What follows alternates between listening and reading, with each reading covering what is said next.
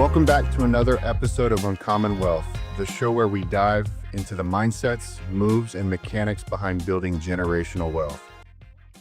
Today on Uncommon Wealth, I'm joined by Ruslan Desyatnikov, founder and CEO of QA Mentor.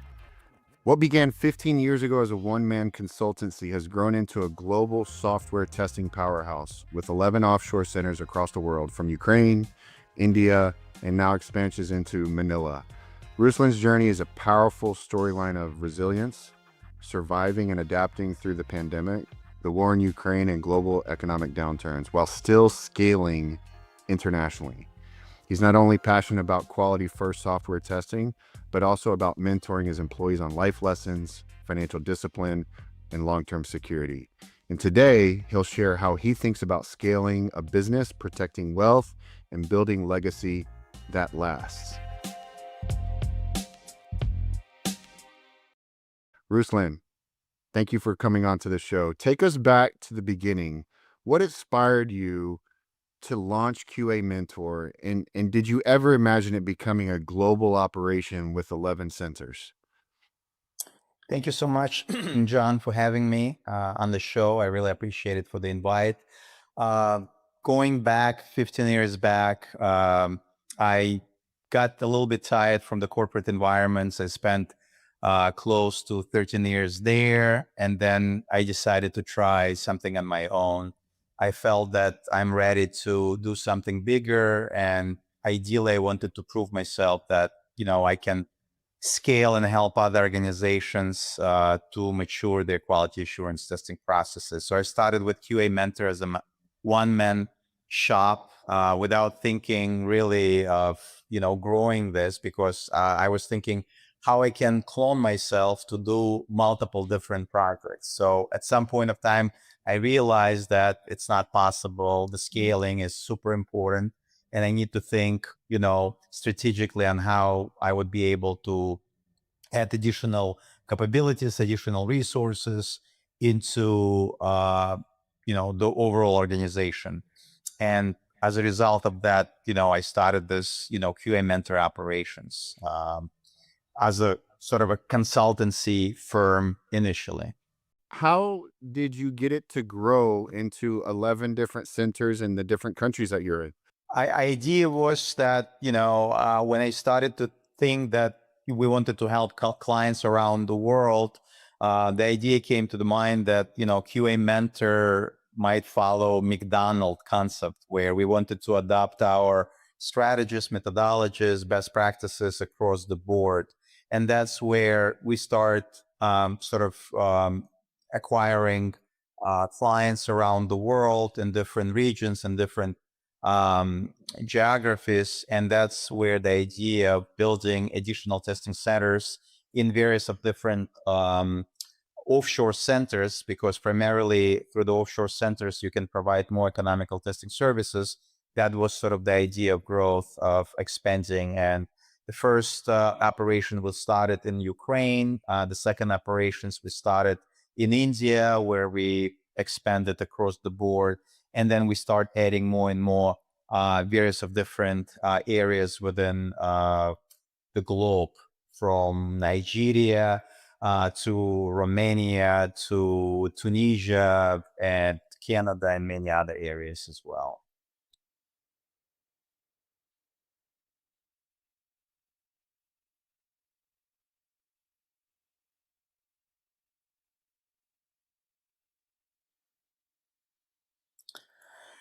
Yeah, absolutely. There's a lot of challenges which we face across the board from the beginning. COVID definitely had a very big impact, not just on us, but on the entire, all the businesses across the board. We got hit pretty heavily. As a matter of fact, I lost 60% of my clients. 60% of the clients stopped leveraging and utilizing us during that time. And it was extremely difficult time, especially because I couldn't let people go who were with me for many, many years and who were serving our customers and clients for all of this time. I mean, throwing them under the bus in this very difficult circumstances was absolutely, difficult to do, although, many people said why I didn't do it. Any businessman would do it, but I just couldn't do it. And I burned a lot of money during this time, thinking that things will recover. We did recover, but it took probably 12 to 15 months. And we actually did recover, and then we started growing, as a matter of fact. A little over than 3 years ago, when the Ukrainian war hits and start, from that point, again, we start seeing not just due to the war situation got worse, but just the whole economy around the world and the whole sector of QA started to get impacted. So we got hit again, probably as hard as during the COVID time. That time, we're still recovering. I would say during the COVID time, we were able to recover within 12 to 15 months. Right now, from the moment the war started, we still, trying to recover our positions, and we are close to recovery, but still not there yet. So all of this, obviously, obstacles made us stronger, made us force us to think creatively and think outside of the box on what else we need to do or what else we need to offer in terms of additional services and capabilities to be able to get out from this very difficult situation. But no matter what, we still, have the vision. We still have our goals. We still have our dreams of where we want to be and where we want to be and who we want to become. And we consistently, continuously executing per our plans, per our goals, per our corporate objectives, and still trying to hit that sort of our dream of becoming a global quality assurance software testing organization, which, will be sort of driving the quality assurance processes across the board and become the number one quality assurance software testing providers globally.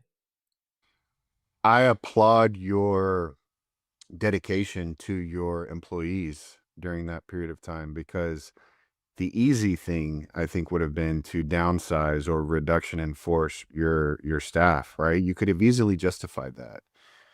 But instead, you did what a true entrepreneur does, right? You held on to your key employees even though you were digging into your profitability and your reserves, probably even, to keep them going. But like, I've had that conversation with people in the past, and it's a very easy decision to make, but it's a very hard one to maintain and follow through, right? You often tell your team that success leads to money, not the other way around.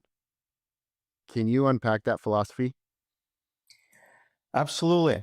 Again, even starting back 28 years ago when I graduated with bachelor's in computer information system, money was not primary, goal for me to take the jobs. As a matter of fact, I had hard time finding the job, and I was lucky enough to get the job for $35,000, where majority of my peers who graduated with me were getting offers around $55,000, $60,000. But I took this offer in a startup company without really truly understanding the role. It was a junior QA tester, and I never regret since that, ending up in quality assurance software testing domain.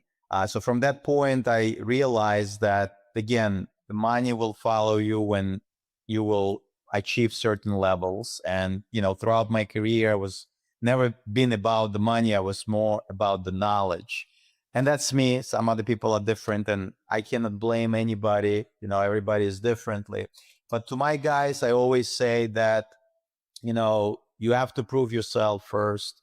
You have to assure that you delivering success to your clients, and then with that you will be rewarded, you will be adequately rewarded as well.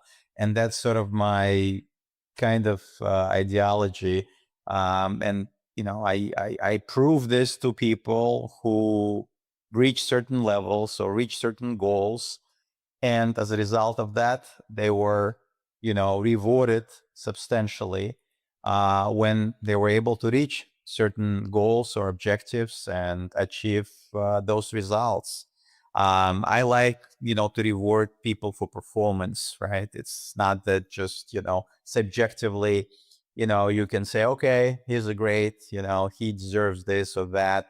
I am very metrics driven person. A lot of people, blaming me for metrics or be so over obsessed through metrics, but metrics help me to make, day-to-day decisions, conclusions.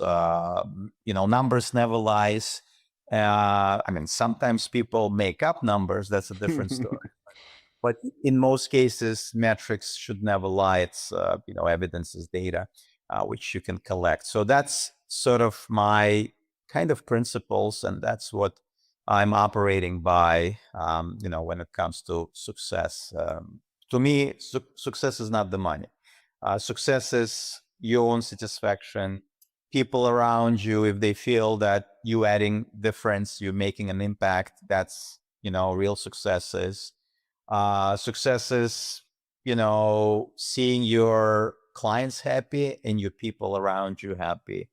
To me, those are really kind of attributes. I mean, monetary factors, obviously, a lot of people measured success of, achieving or generating revenue. I mean, don't get us wrong. I mean, we're in the business as well. We also have those goals and objectives, but money is not the primary driver or goal, at least for me. Many times I could have sold the business. I got pretty good offers before, but I still excited in what I'm doing. Every morning I wake up, I'm enjoying what I'm doing. So I cannot think of me not doing it or waking up and just going to my pool and swim. And, I just cannot think at this point, even though next year I'm going to have a big milestone. I'm going to hit 50 years old.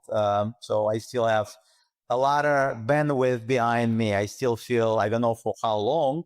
It might be maybe another 5 years, maybe 10, but I still want, to keep pushing and going. And I didn't achieve a lot, which I wanted to achieve still. So there's You know, plenty in um, between.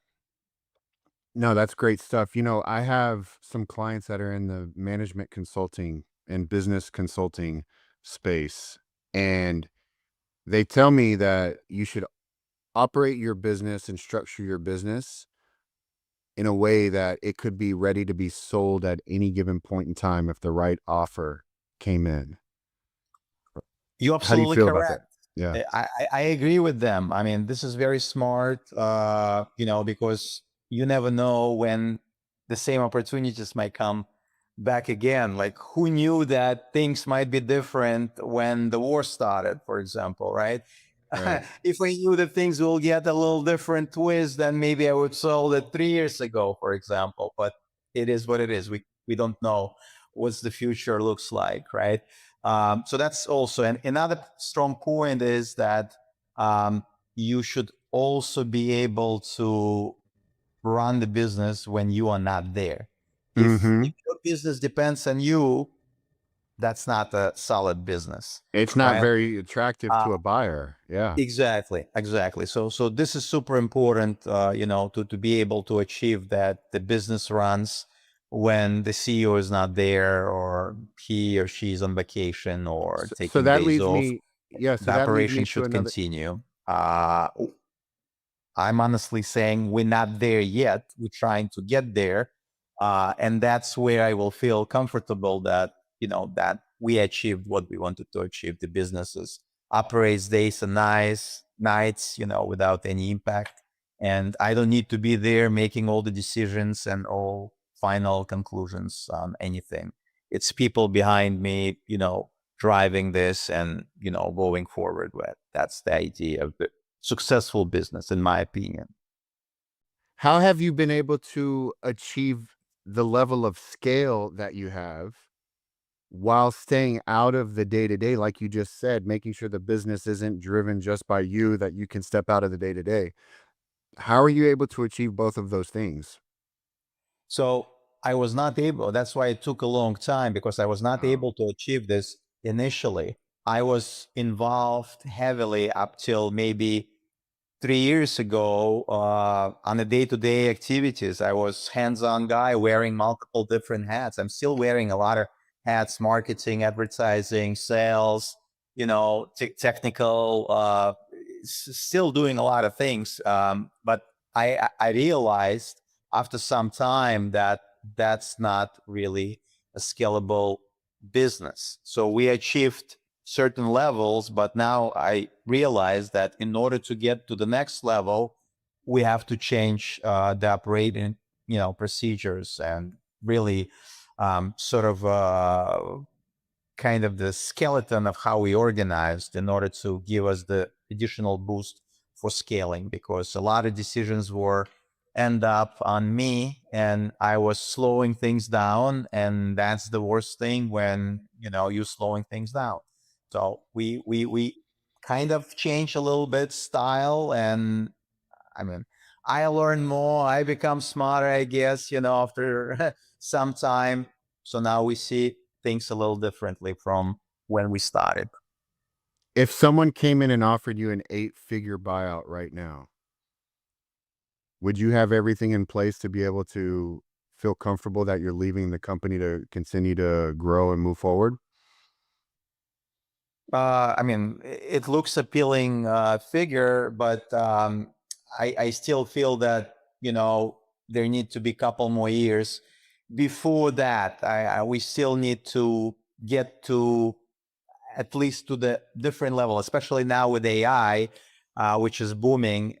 We have a lot of interesting plans which we need to achieve and accomplish. So there's a lot of fun work ahead. And, even though something might be very appealing now, uh, I would be regretting leaving at the fun time, at the fun moment. I still want to play. It's like a, soccer player. I always like to give analogy to a soccer game. Uh, like Messi or Ronaldo, they still can play. They still not bored from the game. They have everything in their lives, right? I mean, they have all everything. I mean, why are they playing? Same goes here. I'm still That's interested. I awesome. still excited, to do multiple different things. And I'm right now. I'm not ready, even for the significant, monetary I awards, I respect that a lot. to take an exit. Yeah, I respect that a lot, and I'm also a huge soccer fan. What I think is even more impressive is you just compared yourself to Messi and Ronaldo. I think that's amazing as a business owner. Well, yeah. I mean, I'm comparing not reaching their success. I'm comparing that they still hungry Their to love. play games and Yes, win World Cups and all the other things. From that perspective, I got you. I didn't compare them, in terms of what they accomplish in their lives, in regards to me. How has AI impacted your business, and how are you using that to further enhance your business? So definitely AI is impacting the business in the sense that people now think that AI can substitute human testers and achieve much better results. And as a result of it, it will eliminate the human, I call it human intelligence testing, and do everything through AI or automation. Again, we going that direction, but we're not there yet. I believe that AI will replace only weak testers or testers who doesn't have a human intelligence. Those are the testers who need to worry about their job security. Testers who really feel the product, understand the product, can judge the product, not just clicking the buttons, but really assess and put themselves into the shoes of users.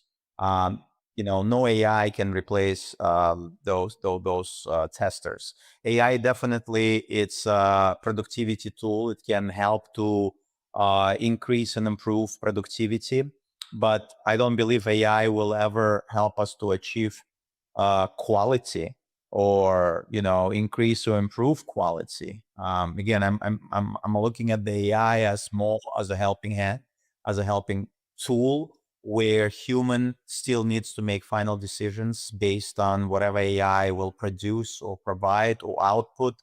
There got to be a human in the loop who will make that final determination. You cannot blame this on AI saying, well, but AI made that decision. You as a human at the end of the day should take responsibility for any decisions or for any outputs which generated by AI or by you or in combination or in conjunction with each other. So definitely see a big impact, definitely see a big sort of shift where companies wants to see us adopting AI, implementing tools, so they can be much more effective, quicker, and the testing should be cheaper because with the utilization of the tools, you should save on the human resources. So it's an interesting time which we are part of, and we'll see how that will play. But I see definitely, you know, it's damaging, the business, that this AI, especially the testing side of it nowadays. A lot of customers are ramping down human resources, implementing automation, an AI tool, even though they're not very successful, they're still trying and thinking that it will solve their problems. Or at least right now it's cheaper because they can save on resources. Whether it's effective or they will get benefits, time will tell. I guess we need to wait a little bit just to see how things will be in production, whether we will have some technology problems as we're experiencing now, right? Let's transition to a conversation on wealth protection and legacy. So you've emphasized that protection is essential for your family and your business. What role do tools like life insurance and financial play in giving you peace of mind as a global CEO? uh, Financial planning, security, protection of your family, it's number one priority, for anybody or any household, for any families, right? It's super important because you never know what's going to happen tomorrow, right? So leaving, your family in a good, financial stability, it's super, super important. So I believe in, various of different life insurances. And, I was smart enough when I was younger to, get there and cover myself up and, just in case while I'm doing very stressful job, right, or 18 hours days, you never know what can happen, right? So that's essentially very, very important, and that's what I try to tell our employees as well. Financial planning, protection, security, health is super, super important. So we try to promote a healthy living, exercising, eating the right food, uh, doing dieting, doing a lot of activities and exercises. So this is super important because that's how you can protect your own guys, from really disasters. So I'm Yeah, so you are coaching them not just about financial things. You mentioned those other things that you're coaching them on, but discipline and culture. Why is that so important to you for them to grow personally, not just professionally?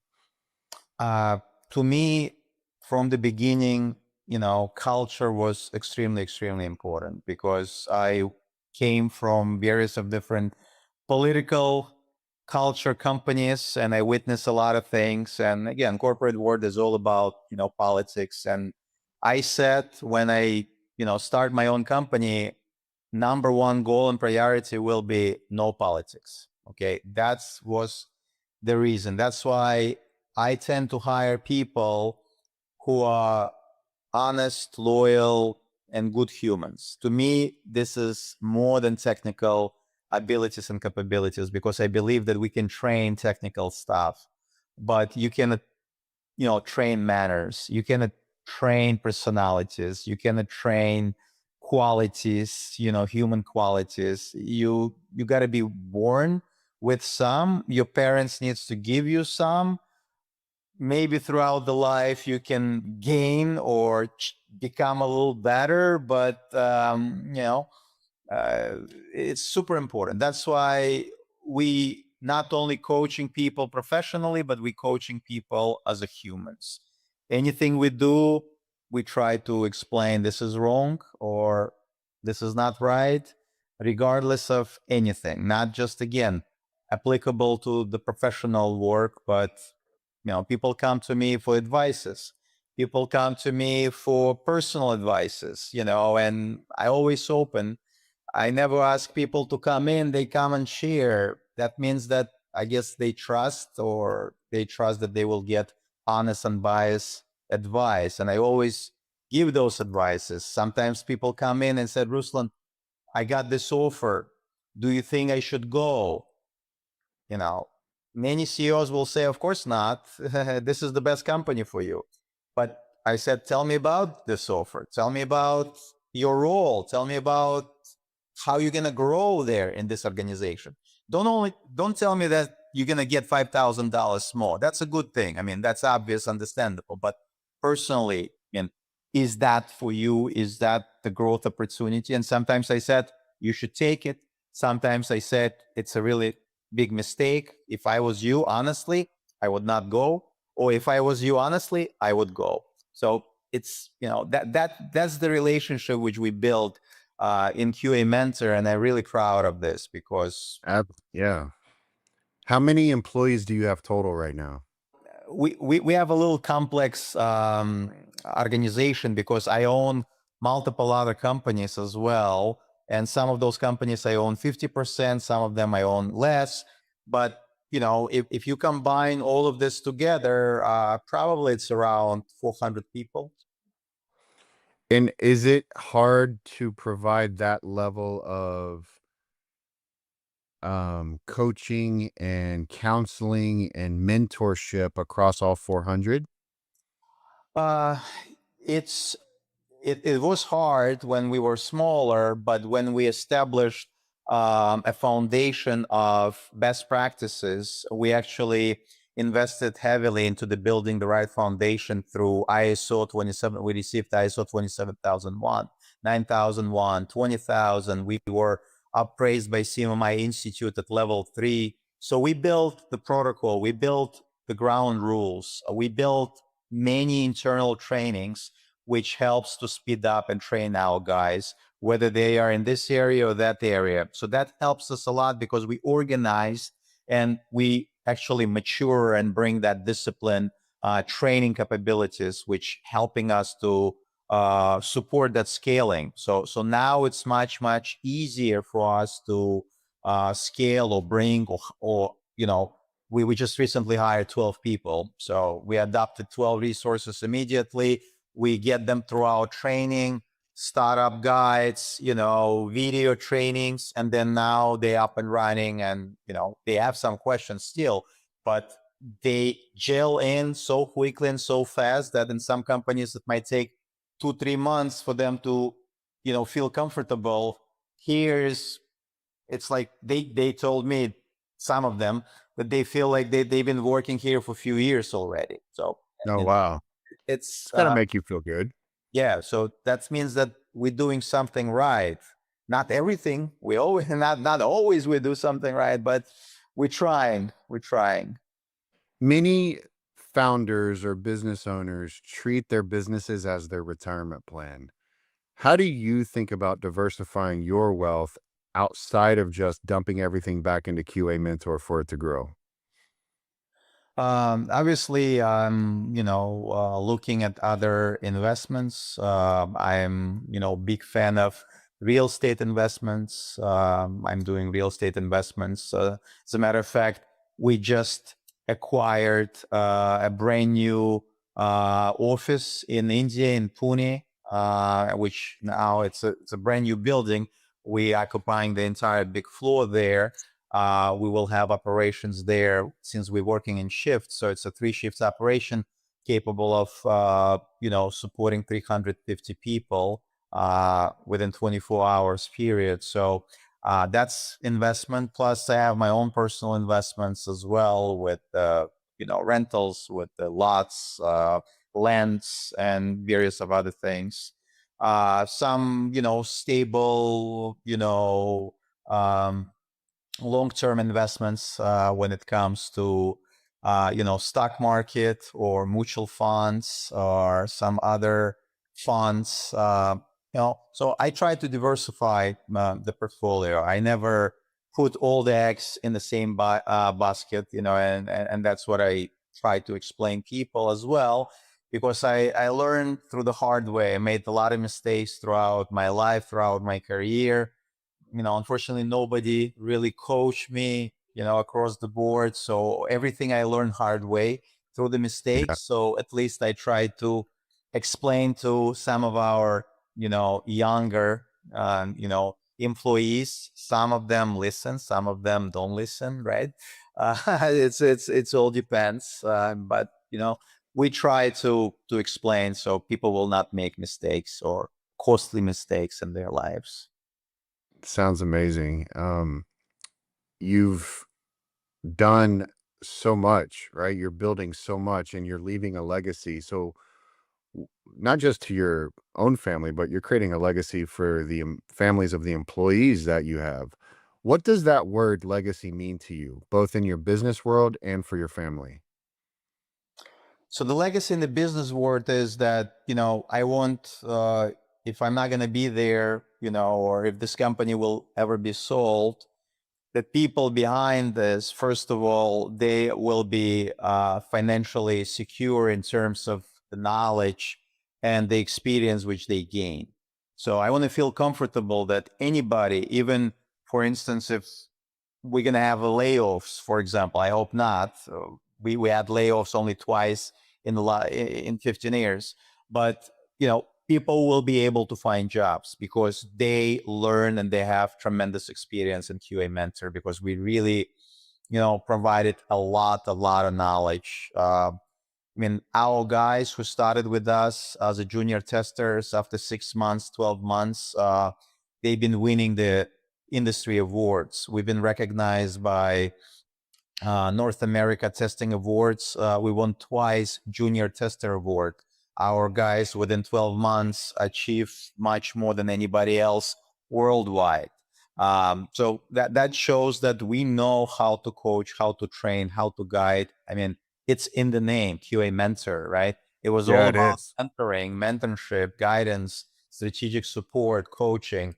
Again, I always, as I said, give analogy to soccer. I was dreaming to become a soccer coach, but I became a QA coach, right? To me, it's pretty much the same thing. It's all about, coaching and winning and scoring, and the same goes on the field.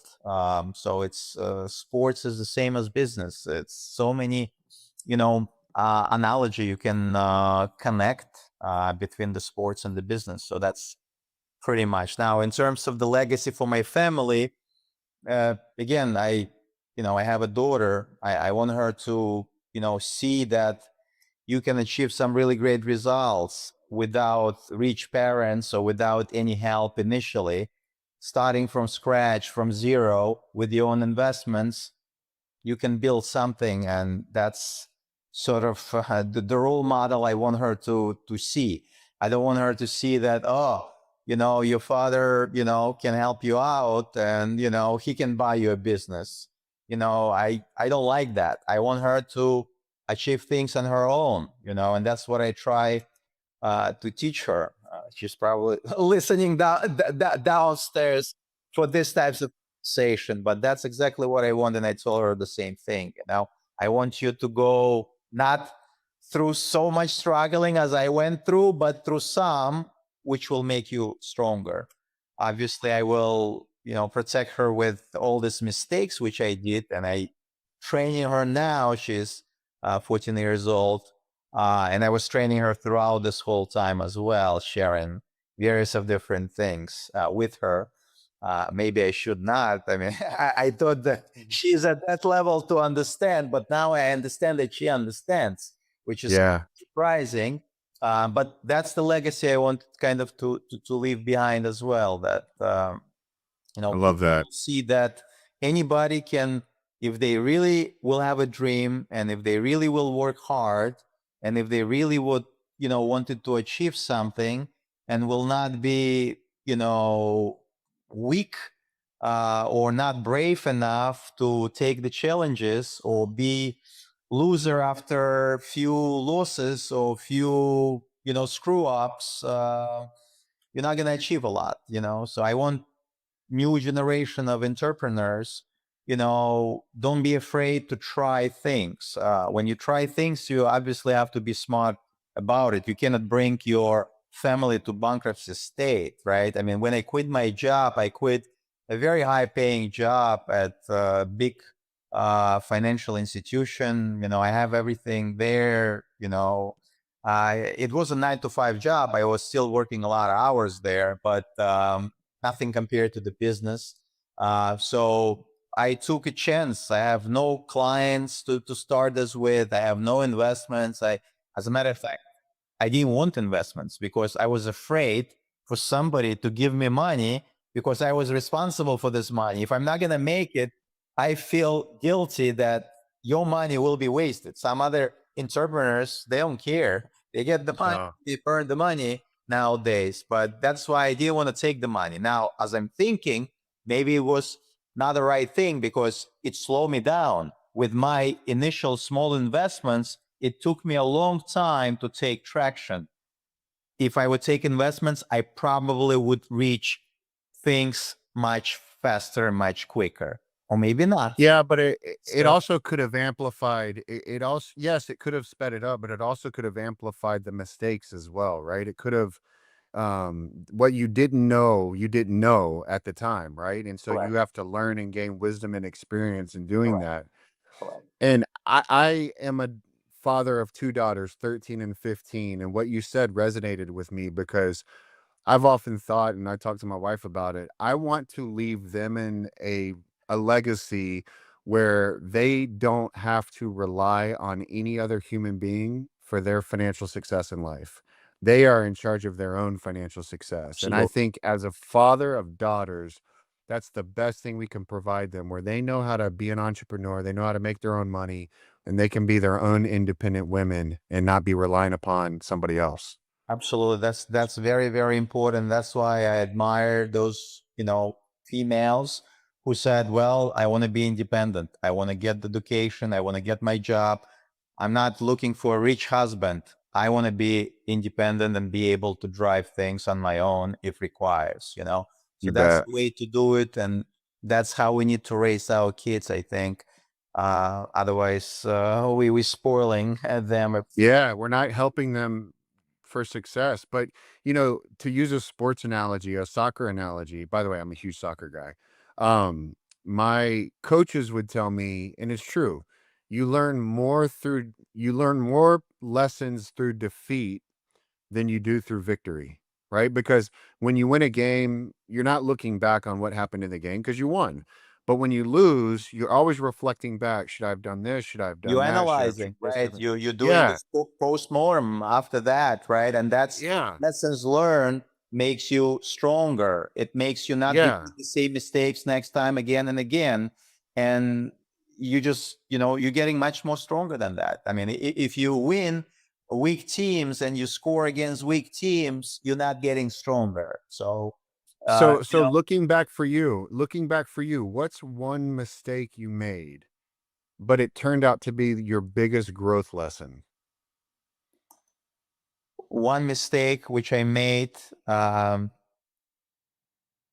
which turns to my growth lesson. So the mistake which I made initially, and I don't want to say it's a mistake, it's just the circumstances. I, That's fair. I was not able to hire very strong people because they were very expensive for me at that time.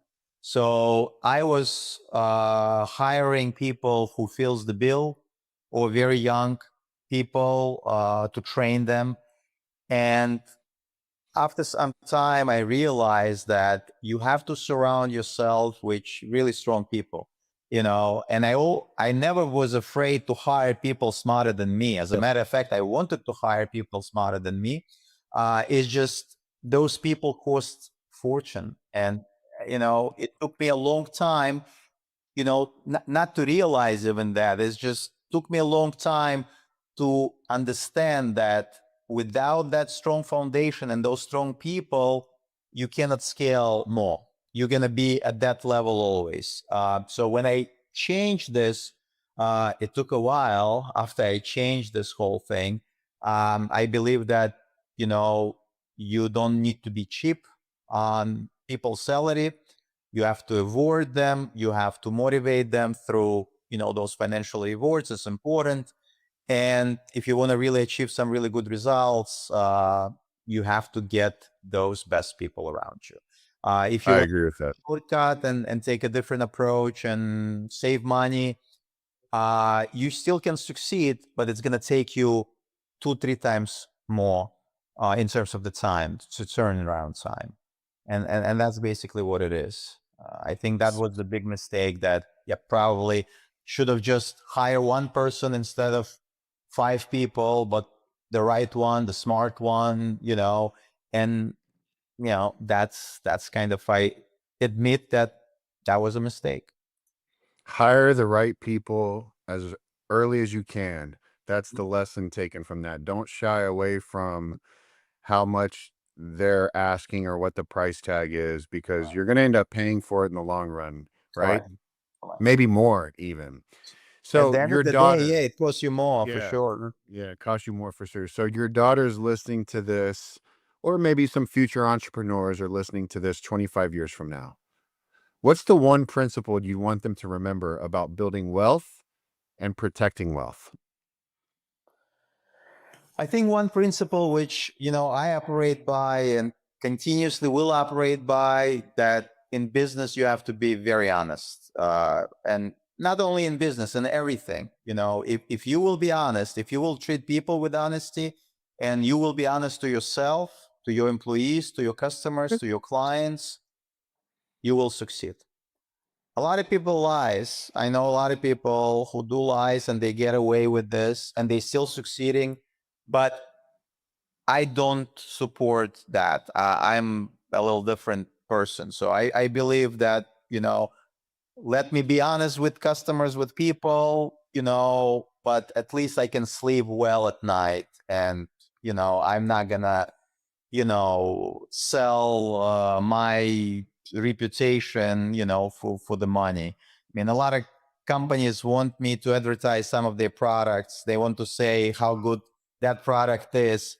And I told them, if I'm not believing your product, I will never advertise. I don't need any money, but my words, is important to me, and my reputation is super important. I don't advertise things which I don't believe in.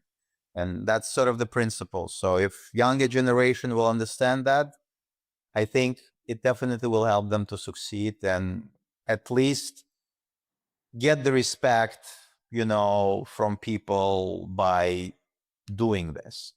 Whether they will be successful or not, I think they will. I still feel they will. Um, but some people don't think that way. you know? No, they don't. Ruslan, thank you for sharing your journey from starting QA Mentor as a one-man consultancy show to building a global company that's not only resilient, but it's people first. Your emphasis on quality, protection, stewardship of wealth, and values, man, that's exactly what Uncommon Wealth is all about.